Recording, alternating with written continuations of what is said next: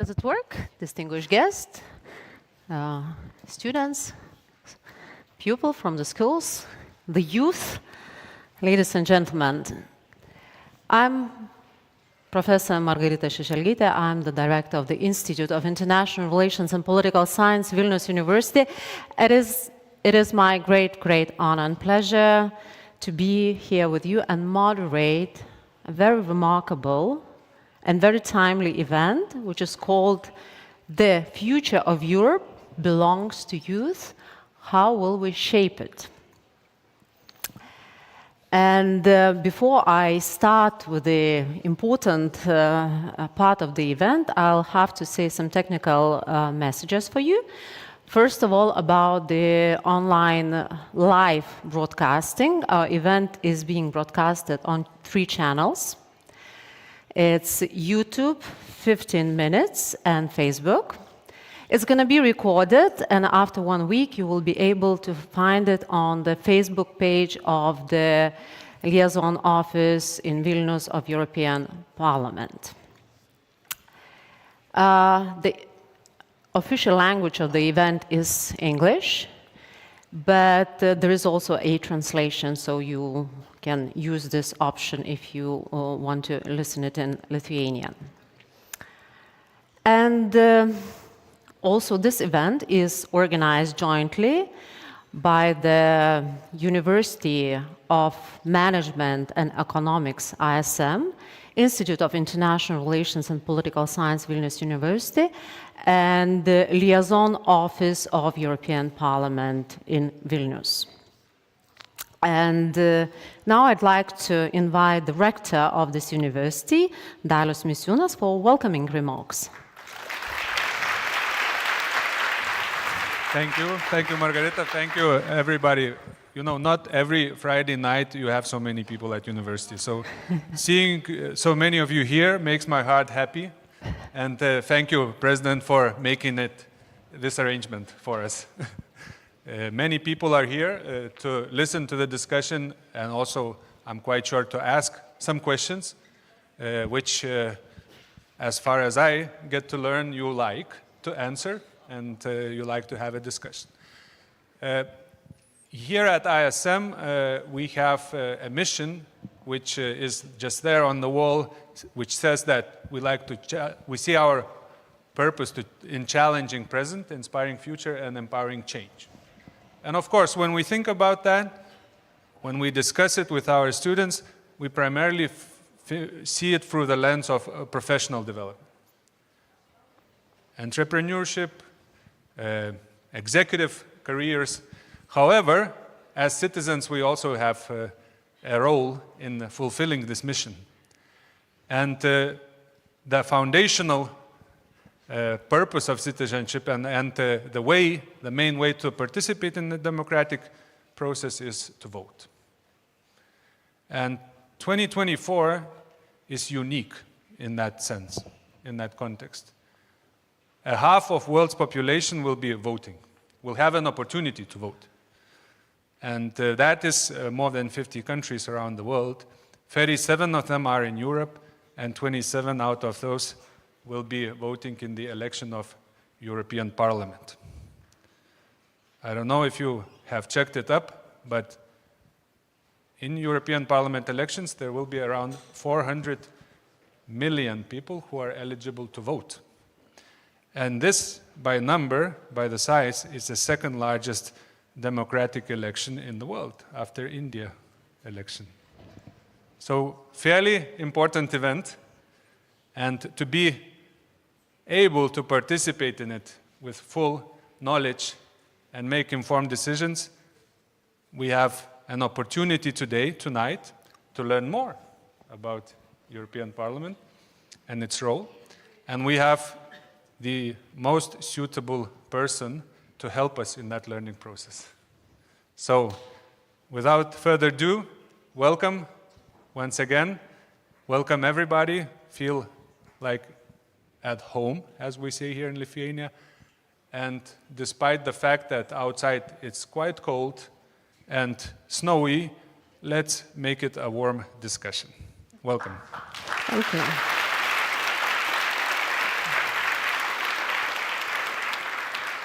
Thank you, Rector. And the Rector already has started my job by starting to introduce our special guest today, which is very much suited for the debate on the European Parliament, but also on the youth and youth policy.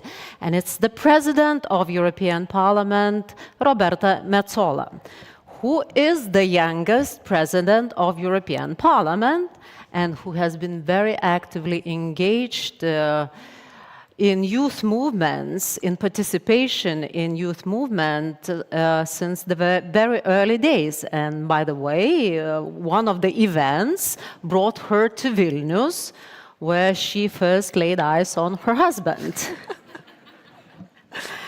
And the first date, I guess, was in Helsinki, where you were protesting against Alexander Lukashenko. So participation in political movements, engaging in politics also have certain sweet side as well.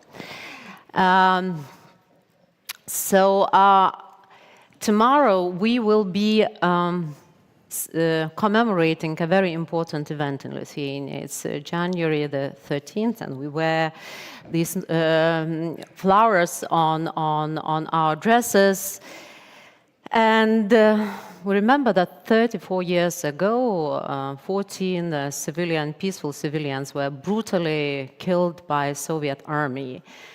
And for my generation, because I was the young generation at that time, it was a very, very important, remarkable event, which told to us how important freedom is, and that you have to fight for the freedom every day and work for the freedom. That participating in politics, voting, is also the way to fight for the freedom.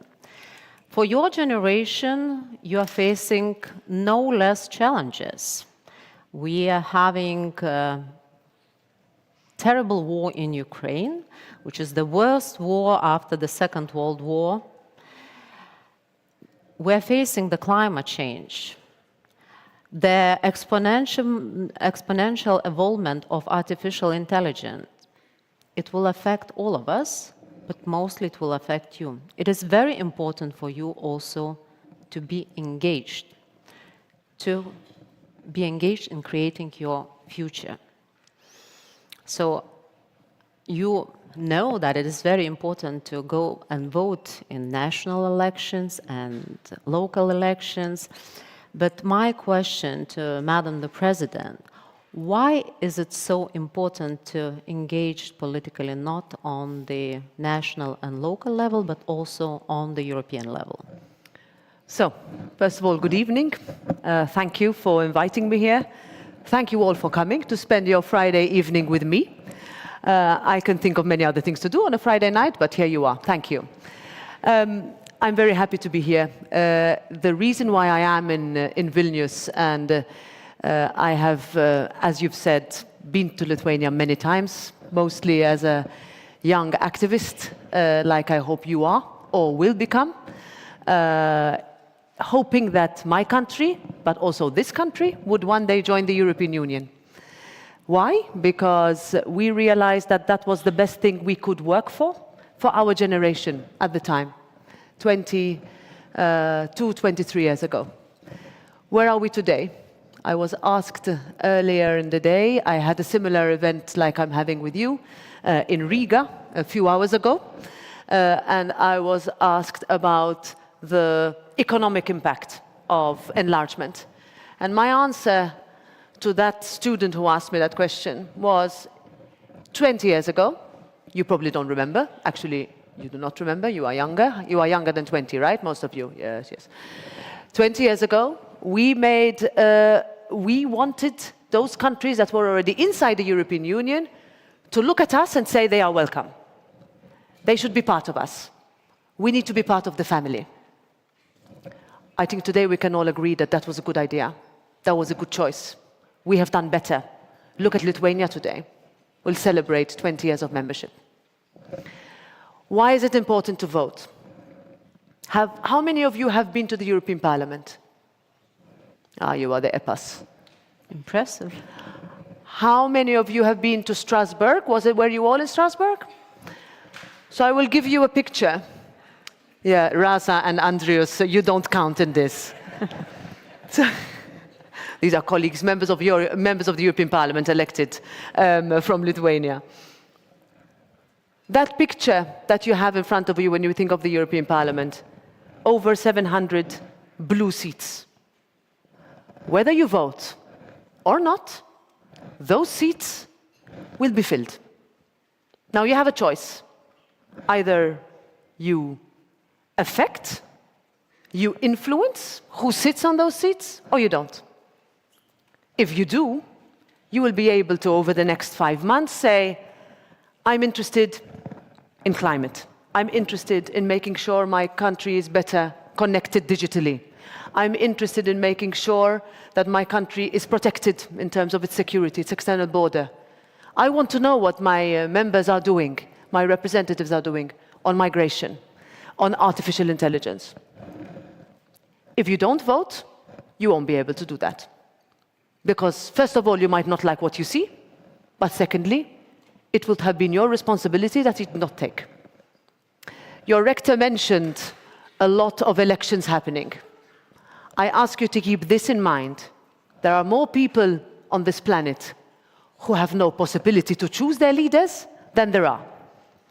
Now, the fact that we have that possibility means that I think for the past years, since 34 years ago, since decisions were taken by the leaders of the time to fight for freedom, to make sure Lithuania joins the European Union, things became comfortable. But then 24th February 2022 happened. Russia invaded Ukraine. And from then on, everything changed. I say from then on as myself, because I must say that my Lithuanian colleagues were saying that much earlier. You were saying this much earlier. Now, on the 9th of June, you will have the possibility to choose your representatives. My appeal to you, now, I presume all of you who are coming from Parliament ambassador schools, and that's a flagship program of the European Parliament, we are extremely proud of it, is that you tell your friends, you tell your families, and you convince. And most importantly, recognize and challenge me on this. I want you to ask me as many questions as you can. Not all politicians are the same. Politicians need to stand for something. You know, the easiest thing in life is to get elected once and then spend your time not taking any position. I belong to another type of politician. I want to stand for something, and I need to be able to defend it. There will be moments when you don't agree with me, but I will listen to your criticism, I will listen to your opinion. I might say, yes, you are right, actually. I was wrong. I should have done better.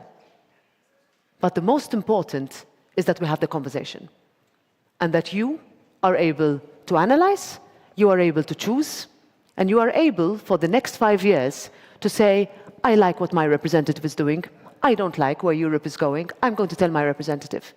So please do that. And I hope that you can leave this room with a little challenge, that you will speak to your friends, your families, over the next days, weeks and months, and convince them to vote. Because it's not only a responsibility and a duty, but also one of the best things you can do. I will go one step further. How many of you are interested in running for elections? Less. Not bad. Few hands here and there. Good. Don't be afraid of running for elections. You might not get elected the first time. I did not get elected the first time. I did not get elected the second time. But I wanted to make sure that if I believe in something, I can reach it. And that is what I would like you to also take away with you today. Thank you. Thank you very much. So if you want to shape the Europe, you have to vote and engage actively in politics and be persistent if you are not getting elected the first time. So that's the lessons learned. And now I'd like to open the floor for the questions. And in this vibrant young audience, I'm sure that there are a lot of them. So I can already see the first one. I'll take 3, moving from that side to another side, and group them, and then we'll continue. So yeah, here. You say your name, it's helpful Yeah, for me. introduce yourself. Okay. My name is Anele. It's really, really nice to have you here in Lithuania. And my question is related to the thing that I like to say and to the thing that I hear other politicians saying, that youth is not the future, youth is the present. So my question would be, in this really difficult times, I would say, a lot of crisis, COVID, climate change, war in Ukraine, and youth are really, really vulnerable. So what are the main things, the main initiatives that Europe does right now that are helping the young people? And is that enough, what Europe is doing right now? Thank you. The second one? It's a little bit up.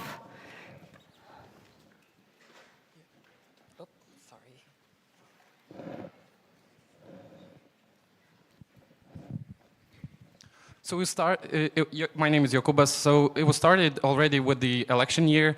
And my question is connected to you. What are you going to do this year with elections? We saw that during the tensions between Manfred Weber and Ursula von der Leyen, he hinted that it is possible that Roberta Metsola has the same chances of running as the APP candidate for the presidency, as does Ursula von der Leyen. So when are you starting your campaign, and are you up for the job? Thank you. Very encouraging. Thank you. And here, the last one is over there, the second row. Hi, I'm here. Hello. Hi. Hi. I'm Georgie Bradley. I work at the European Institute for Gender Equality, which is about 200 meters away from here. We have our headquarters in Vilnius. My question to you is on gender equality, as you can probably imagine. Our 2023 Gender Equality Index showed again that while progress is being made, we are still about 60 years away from reaching full gender equality in the EU. And with the parliamentary elections coming up this year, how is Parliament supporting legislative progress to ensure that advances made are not undone? And what needs to happen during the next 5-year term to ensure more progress? Thank you. Thank you. So, thanks for that. Youth is the present. Are we doing enough? We never do enough. I share your frustration in a way. I used to hate being told, actually, your time will come. Youth is the future. And I said, no, I'm standing right here. We're a bunch of us that require decisions to be taken that affect us today. And what I learned is that the best way to counter this, your time will come, Europe is your future, etc., is to really put myself out there and be part. And this, I think, is what all, here I speak as a politician, all political parties should do. That they integrate younger people immediately in order for there to be a seamless transition between one generation and another. Too often that doesn't happen, and then it's too late. We have programs. We have, we just mentioned European Parliament Ambassador Schools. We have educational programs. We have research programs. But I feel that we don't do enough to that youth that feel disenfranchised. In some countries because they live far away from cities. In other countries because they live in inner cities and feel that nobody represents them. Either from a connectivity point of view, access to the market, access to housing, access to being able to have a startup fund, like there is in other continents, for you to go out on your own. We are still extremely far away. And that hurts our competitiveness in the longer run. And it also leads in many countries to a brain drain. My sisters are both academics. And they really tell me that that's their biggest fear. They are younger than me, and they really think that Europe is losing out. When we look at the UK, when we look at the United States and other continents. So that's where I think we can do more in order to engage youth, young people better, at a younger age, in order for there to be a seamless transition. I would caution about the fact that if I compare to when I was entering politics to today, and here I will jump to the third question. I'm not ignoring the second question, but I'll jump to the third question first, is that social media has changed completely the way we do politics. It is a very hostile territory, hostile environment. It is exceptionally difficult for young women. And the biggest hurdle, actually, is not the fact that you do not have the numbers, but that simply there is no appetite because it's so harsh, especially for women. Rather than what you say, it is still about how you look. Rather than what you think, and if you think something, the idea would be rather that you didn't say it. It is still too difficult. I think we could do more. My solution, or at least my biggest effort, would be to have as many, especially in electoral systems such as the one I come from, preferential system. In other words, you need to present yourself and people have to be willing to give you, in our case, the actual vote, the number one that would be put next to your name, is that there would be more women on the list.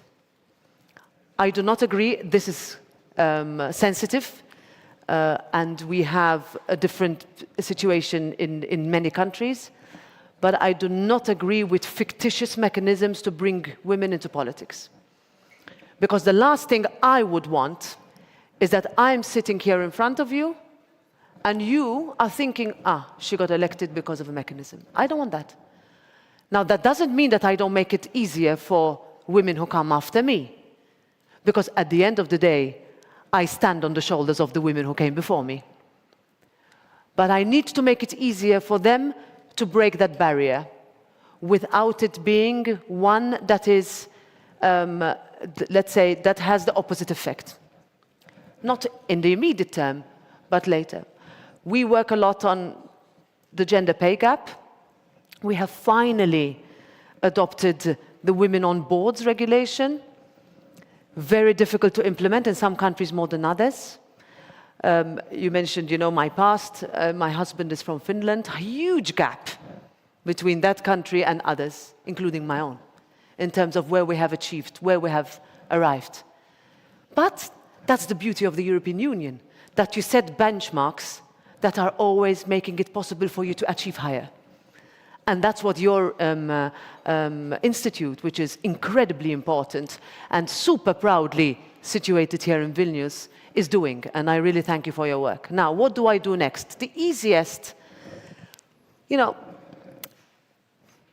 people always ask politicians, where are you, Jakubas? I have to see you, yeah.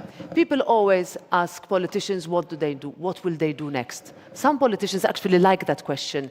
I'm more of, I would rather focus on what I'm doing now.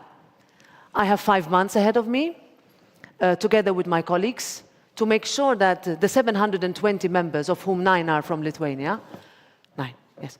11 from Lithuania. 11 are from Lithuania, will be presented to you so that we can together form what we would call pro-European constructive majority in the center. Now, this sounds like a big deal. At the end of the day, it is a majority in the parliament that can work to advance on climate, on digital, on migration, on security. People also like to talk about whether that politician likes another or not. It's not a career to discuss what others are doing, but rather what we can collectively do in order to make, sounds like a cliché, but there's never a better day for it, Europe a better place. So I will present myself as a candidate at home. I will run. This will be my 5th European Parliament election. It is an election that I love, one that you really see whole countries come together. And because it's all 27 countries, it's beautiful to know that all citizens in all your neighboring countries are going through the same exercise on the same weekend. And what I hope to be able to witness on the 9th of June in the evening is that we have a higher turnout, also from here. More people would have gone to vote, and that people would have chosen courageous members that can take very difficult steps in the next 5 years. and I hope to be part of those steps. Good luck with the elections. And I guess Madam the President just is a living example how to break that glass ceilings, and not in one way. On one hand, being a female president of European Parliament, but also coming from a very small country, from one of the smallest... Smaller, we like to say, smaller. Smaller country. In academia, we say small countries, but small are beautiful, and becoming a very important figure in a huge body such as European Union. And now I'd like to turn to the middle part of our auditorium. So we have, yes, you on, I don't know, 1, 2, 3, 4, fourth row. Yes, you. Okay, microphone, can you bring the microphone here in the center? Then we'll have a very close, the lady, and one more already closer to the left side of the... Hi, hello, my name is Pavlo. I'm a student of Institute of Political Science and International Relations, Vilnius University, and my question is quite simple. So, can you please explain what's the real political impact your the post of President of European Parliament has? Because it says that the President of European Parliament is one of the most important people in EU making decisions. So, can you explain what's the real impact your post has on it? And the second question.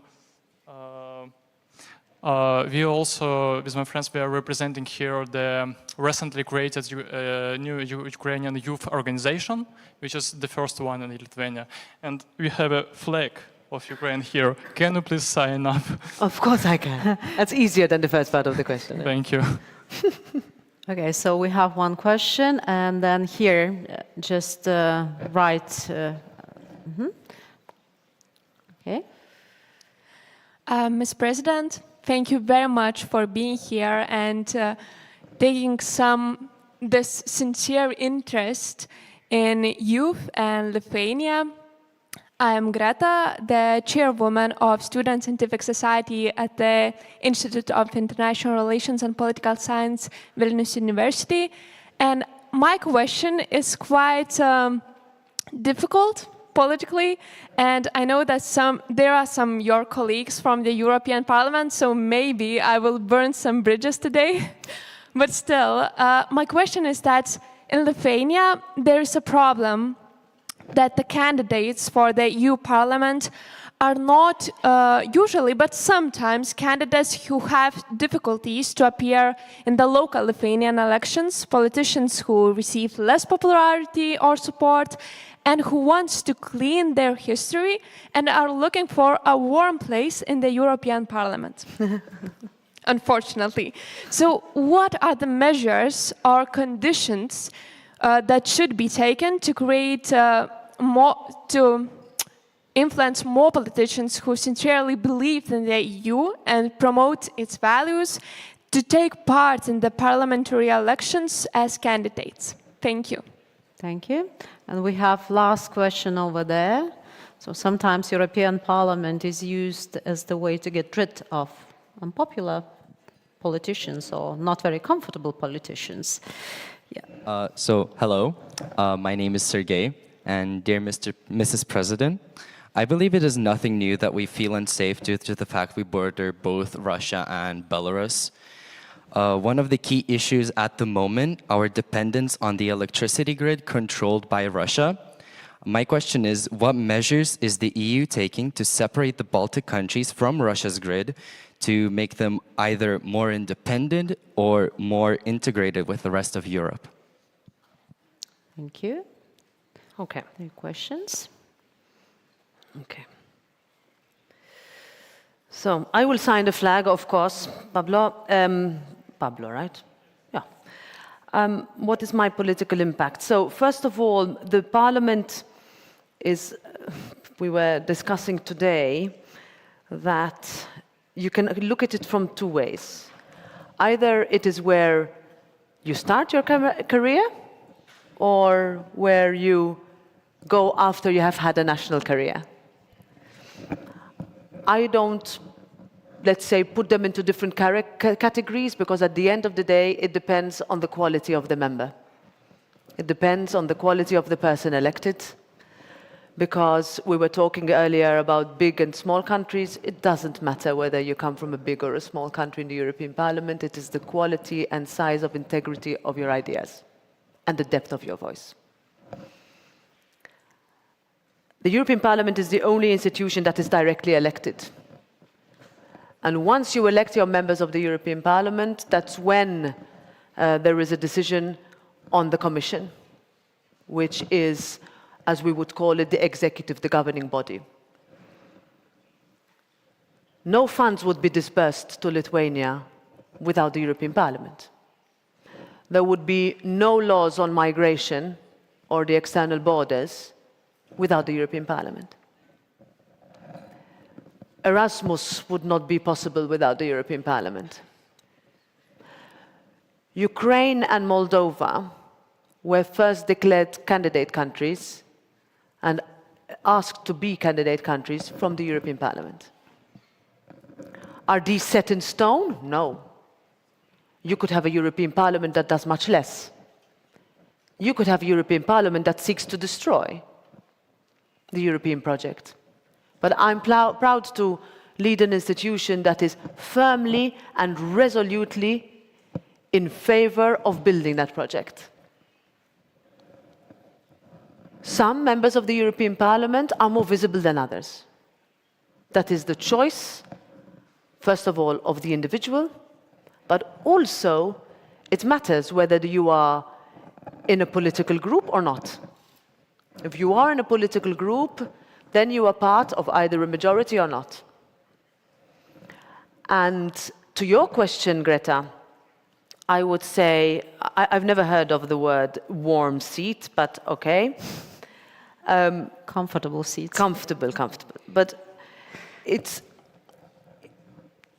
before we joined the European Union, the same thing was said. I've been in the European Parliament now for 10 years, and I can tell you that you could use that for individuals, but that is not with the Lithuanian members who are here.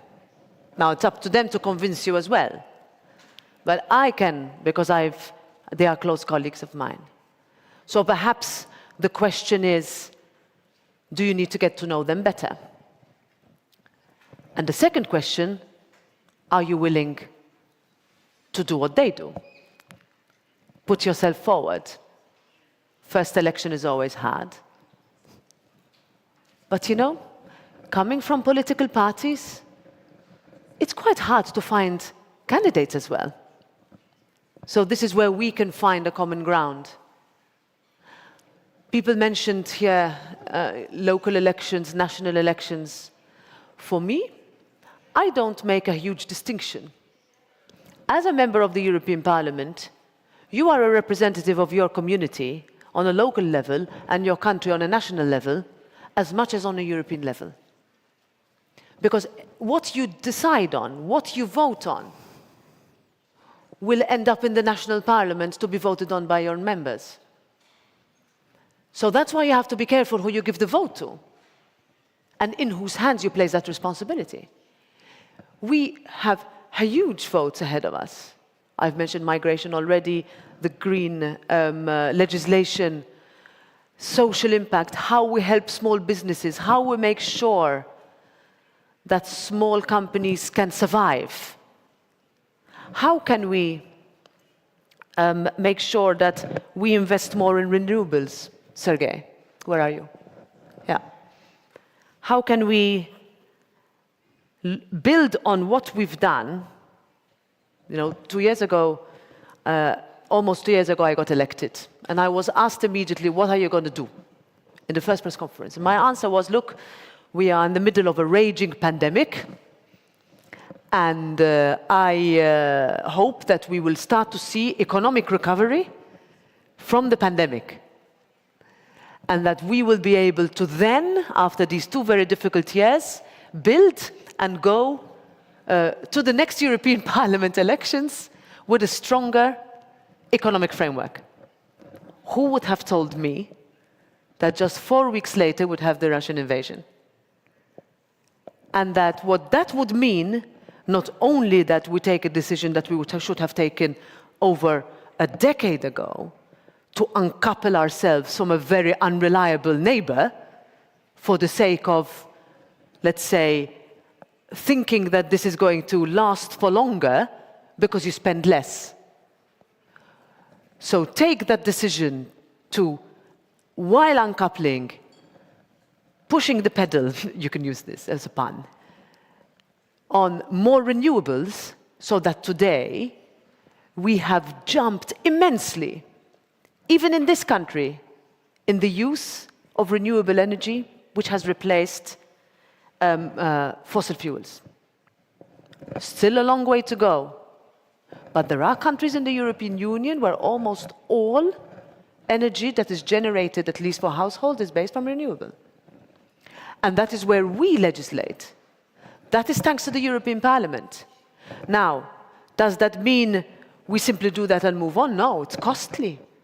It's our responsibility to make sure that we soften the impact, because the impact is high, and we cannot lose our citizens. We cannot tell you, listen, this is good for you, do it, if it's going to cost you much more. So for us, it has been extremely difficult, but thanks to the European Parliament and the pressure, where we said, okay, we are going to push for the uncoupling, diversification of our energy sources, giving specific help to our businesses and our industries, but then we also said, make sure that the smallest of businesses are helped too, families are helped too, people who live in the old towns of cities are helped too. So in a way, we have had to live up to that expectation of being important as an institution by delivering on what our citizens want. And what we are having today as a conversation is one that has to happen everywhere on every subject. Because decisions, as I said before, will be taken anyway. But you want to make sure that the decisions that are taken impact you in a positive way. And if they are going to be hard, that you are helped to meet them. That's what we stand for. That's what we are here for. And because we have such elections, this is what democracy requires, that we stand by our commitments. Because I want to be able to meet you, hopefully in a few years' time, and you say, listen, what happened to your promise? I want you to see me in Strasbourg and in Brussels and say, listen, you know, in Vilnius you told us this, where are we at? Perhaps one thing I wanted to mention, back to gender, is violence, which exactly 2 years today we had the murder of Aisling in Ireland, which I mentioned in my inauguration speech. Paulina Dębska, Polish woman in my own country. We still have too many attacks on women in Europe. And our systems are not always well equipped.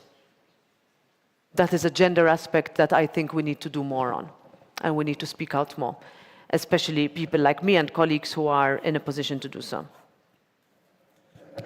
Thank you, Madam the President. And I had already 3 people which I depict. So one is in the center, one is there with the glasses, and the lady. Even the ones who are standing, yeah. In the back. So we'll start here. Yeah, here you go.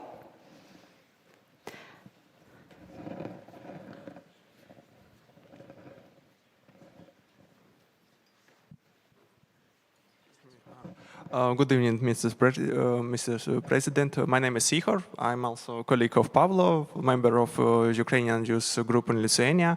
And my question is dedicated to our main goal. That so recently there has been very good news about so-called replenishment of the EU family by such countries as Ukraine and Moldova. And regarding the participation of young people, namely Ukrainian youth, in European integration processes, we can see the trend of of interest in Ukrainian place in European family. In 2021, the percentage of young people who said yes was 67%, and already in 2022 it was 84%. So my question is, how can Ukrainian youth influence the success of European integration processes for Ukraine right now? What are our steps, what we have to do, like a youth? Thank you. It's a very relevant question, I guess, today. Yeah.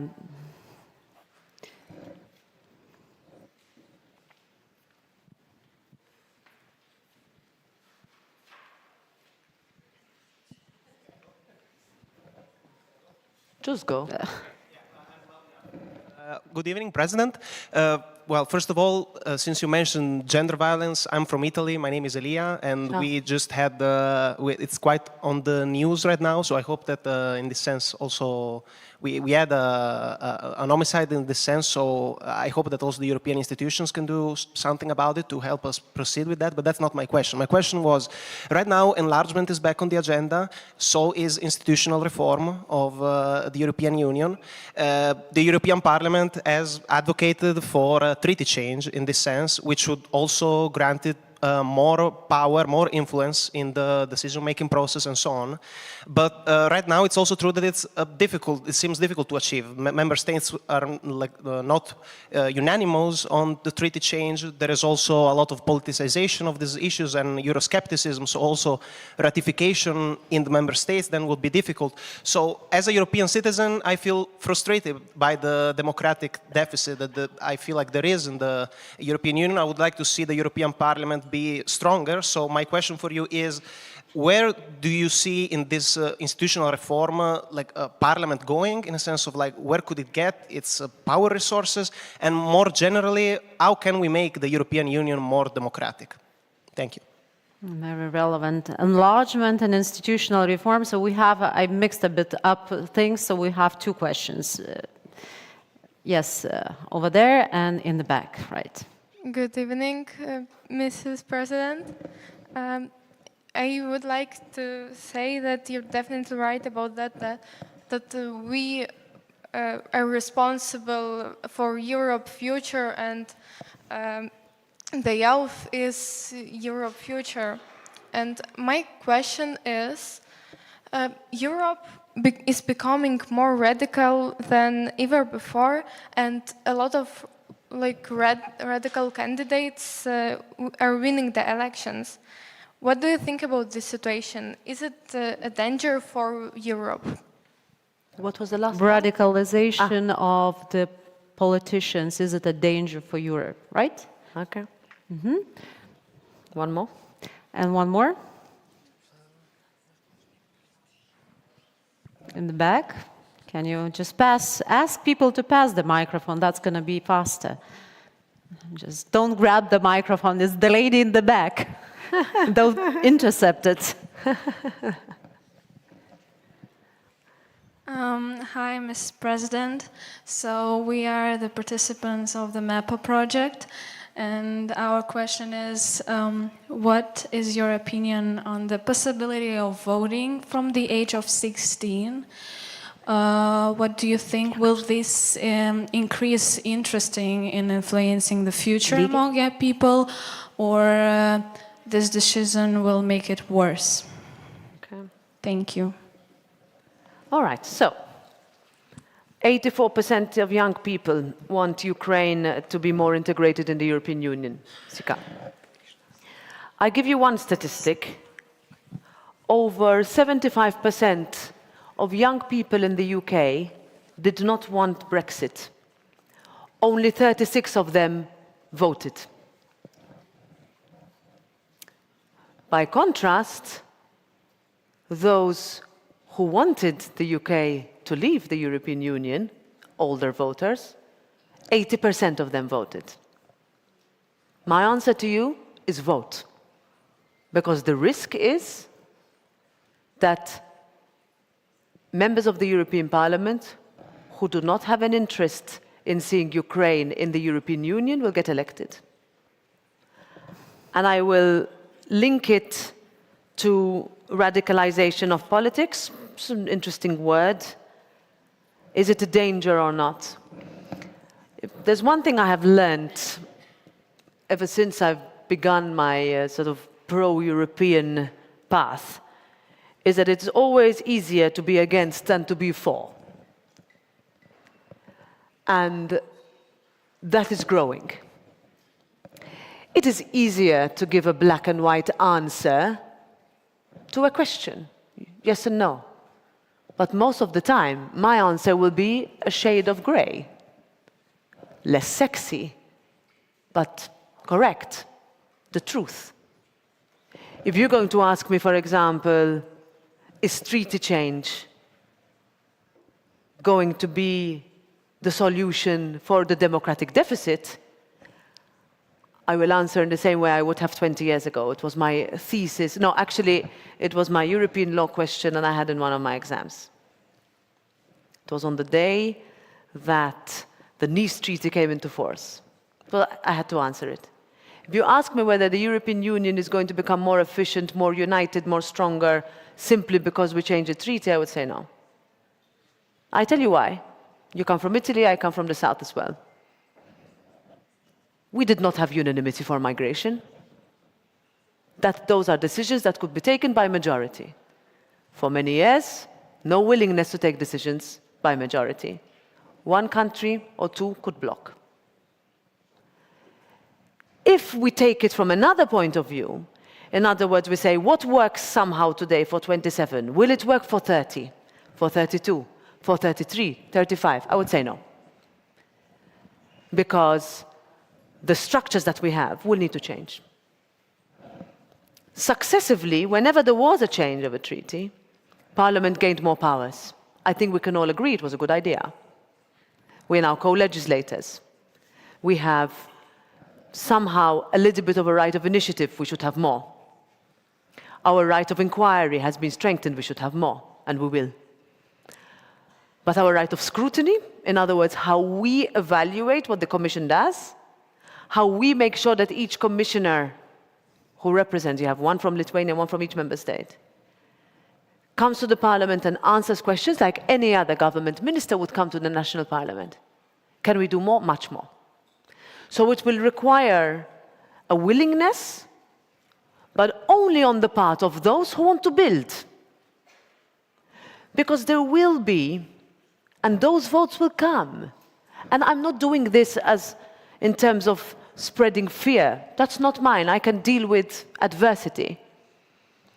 But what I don't want you to think, or myself to think, the day after the election, on the 10th of June, that we could have done more to have people who really believe in the project, who really love their country and would like their country to do better, who really want to have closer relations with their neighbors, who really want to make sure that if they can invest in connections with other Baltic countries, with Poland, with the north, with Finland and Sweden, from an electricity generation point of view or importation, then that's thanks to the European Union.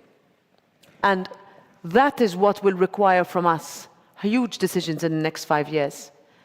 It does not necessarily all require a change in the treaty. But thank you for asking that, because there's always one who asks about treaty change. And it's usually an Italian. Now, voting age. My country votes at 16.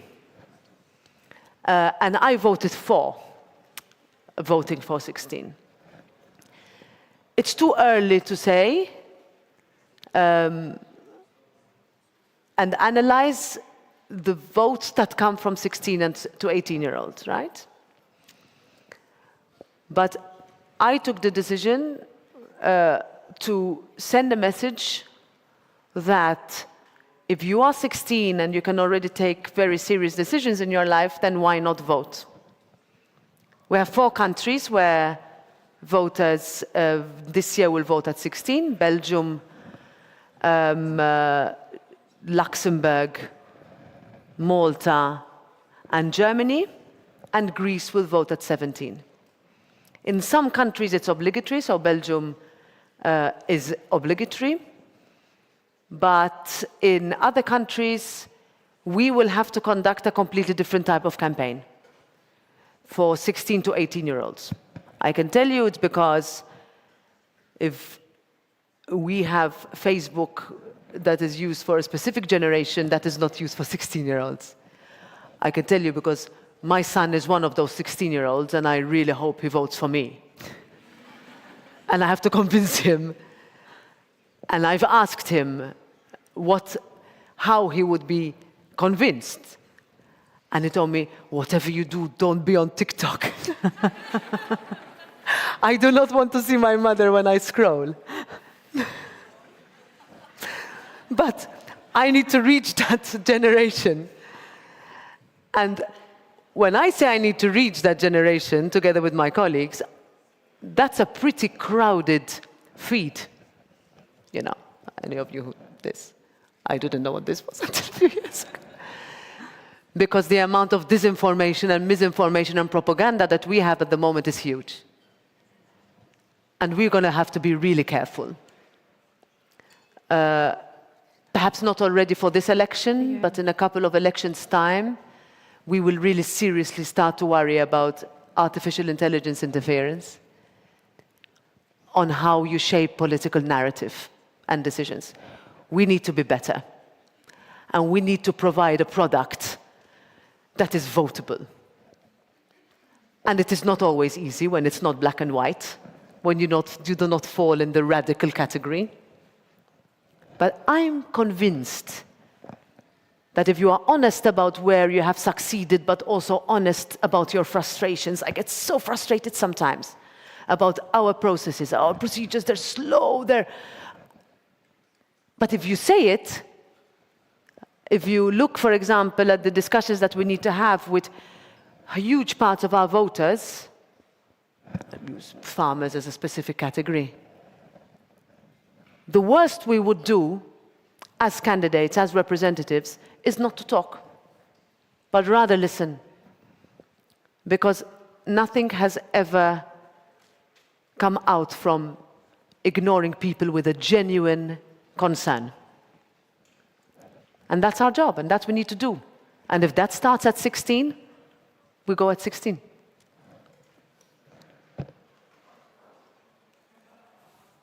Am I done? Yes, I think so.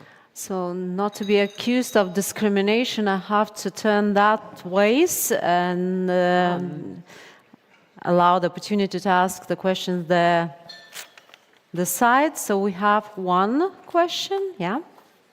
Yeah, here. Not too far away. Good evening. My name is Vidmanta, and last semester of my studies I spent in France thanks to the Erasmus program, and it made me feel very European. Also, as a political science student, in my class we questioned the idea of European identity very often, especially with the upcoming enlargement in place. And my question regards exactly that. How do we strengthen internally the European Union and its community? We know of very good examples. We are very lucky here in Vilnius, especially because we'll be hosting the local European youth event on the 3rd and 4th of May. So this is one of the best examples of going into the community, going into the countries and reminding them of what being a European truly is and reminding them of the possibilities. So what other initiatives is the European Parliament doing to strengthen the European Union community internally? Thank you. And two more. I have the first row and someone else somewhere. Yeah. Hello. I have a very simple question about young people in rural areas. It looks like European Union institutions are very far away from them, but actually they live with their own problems. We have a lot of initiatives like Smart Village, leader programs, but actually schools are getting to be closed in rural areas.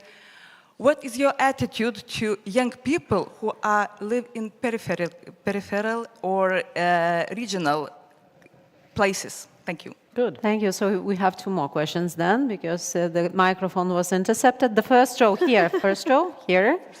So don't intercept the microphones. That was the last time I allowed it. Good evening. Thank you for your speech. I'm Liana from Vilnius University Students Representation. And my question today is, do you think that European Parliament should contribute or maybe is planning on contributing to equally approach the educational system between European countries? Thank you. Okay, and the last row, you can just pass the microphone there, yeah, don't intercept it. It's the last row, the gentleman in the last row, yeah. Thank you. So my name is Dominikas, and Yours Excellency, I would like to thank you for participating in this discussion. Hopefully our lovely and cozy Lithuanian weather was quite a delightful surprise. I have to spend 1 hour outside now, right? With the bonfires. Stop. Tomorrow. No, now. Bonfire. So, the last year was quite challenging for us, to say it nicely. New conflicts arose, and the old ones failed to meet our expectations. Do you think European Union has enough firepower on its own to survive new threats coming from the east, and to ensure that we can have a future to build on? So firepower, the last question, because time's running up. All right, so thank you for hosting the local European Youth event. Make sure that all the candidates are there. Tell them to put it in their calendar. We host very big events in the Parliament, like the European Youth event every couple of years. We have thousands of people who come from all over Europe. I wish that those events would also reach people beyond students of political science who have been on Erasmus.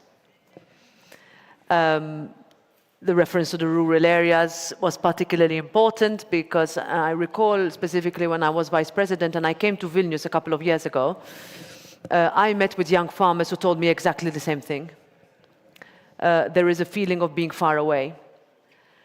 And this is not only because you are far away in terms of you are by, what does periphery mean? I have met young people who come from the center of Spain, in the middle of the country. That's not a peripheral region, but they feel abandoned.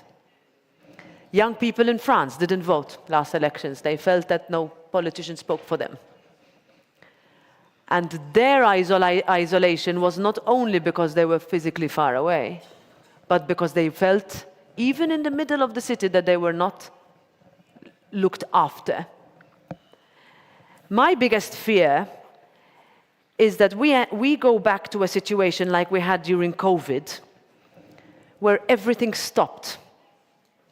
And the instinct of governments, all of them, was to reintroduce national borders. So after years of working for the borders to be dismantled, because we pride ourselves on free movement, we want Schengen to work. Schengen is what allows you to move around freely. Went because we thought a virus was going to be stopped by a police guard. Wasn't very successful, I think. But today, we have a larger number of internal borders closed than ever. Why? Because there is no trust. So we need to start by looking at each other around the table and say, do we go back to trusting each other? And this is particularly in the field of migration and movement of people. So I think we can do much more. We cannot forget young people in rural areas. I admit that for many years, we were told, don't worry, cities will take over. Post office is closed. Life ends for people who come from far away. It's our responsibility to make sure that everybody is included. And, every country has different situations. So some people live very, very, very remotely. Some people live as the only person remaining on one of the Greek islands. Same thing. That's still the European Union. We need to do everything to keep them included. Education. We still have huge gaps in education between one country and another. This is a pity. We even see, but in some countries, for example, that between schools in one city and another, big differences. Now, education is not per se a competence of the European Union, but guiding principles, best practices, recognition of qualifications is all competence. And we should do much more. And I expect much more from the next Commission to do that. Why? Because I referred at the very beginning, to brain drain, the fact that we are not doing enough to keep our young people motivated, good, competitive, etc. This morning I was asked a question also, how do we match what you study with how you work? In other words, what you graduate with. Even if you don't graduate, do you find a job? Is the market ready to take you in? Are you ready to fill the market gaps? Big societal questions we need to answer, and that all comes down to education. And I think this goes for every single member state, paying our teachers more. It is very difficult for us to see, and I come from a family of teachers, that's what they have been saying since I was very young.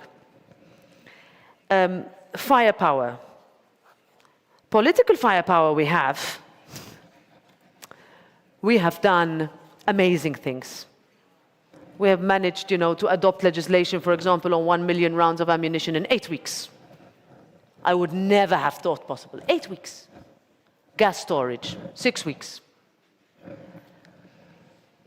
Do we have enough to go forward? No. Next few weeks will be crucial. We have a special European Council on the 1st of February, where we are being asked to agree on 50 billion euros for Ukraine, a top-up of the multi-annual financial framework, not to eat up Horizon program, research, Erasmus, many mentioned by you, but also to make sure that countries do not feel abandoned on migration and on natural disasters. We will need to find a solution. I'm hopeful, cautiously optimistic that we will, because I would say we have no choice. And February is quite soon coming. And we cannot leave Ukraine alone. And what I would like to see is that we are capable enough as a union to defend ourselves, complementing NATO, not competing, very important, but keeping in mind that the scenario later on this year could mean a different administration in the United States. That will have a very direct impact on us. And if, of course I hope it doesn't, if it happens, we need to be prepared. We cannot find ourselves on the 5th of January, exactly 1 year from now, and say, ooh, it's happening. I don't think it will, but. Thank you, Madam President. And although I'm sure that there are so many questions in this audience to be asked, but as always, interesting classes, interesting movies are getting to the end at some point. So our conversation is getting to the end. And in fact, I think that you've spoke about a very wide variety of interesting issues which are affecting the European Union, which are affecting Europe, from the climate change to institutional reform, enlargement, political cycles. But I think that, what I'm taking away is one thing, that the history of the European Union is a history of crisis. And European Union is constantly in the crisis, but after every crisis, it becomes stronger and stronger and stronger. And in fact, the role of the European Parliament is also growing, and it's the institution of that the role of which has been growing constantly over the last decades. So there is a certain optimism about the European Union getting over from crisis, and the role of the Parliament, and why the Parliament is so important, because it's a direct tool of democracy. European Union has been accused for so many times of being undemocratic institution. So Parliament is the institution that allows you to cast your democratic right to vote. So I think the message that comes from our discussion is just don't forget that you have a duty to vote for the in the European Parliament elections. So vote and, how you said, discuss with your colleagues. Hold them to account, yes. So thank you very much, Madam President, for your discussion.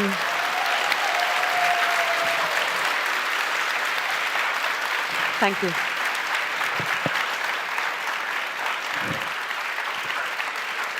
And now I'd like to ask you to come a step forward for the family photo. What do you want me to do? Family photo. These are my comms people. You want me to take a photo? You want to come?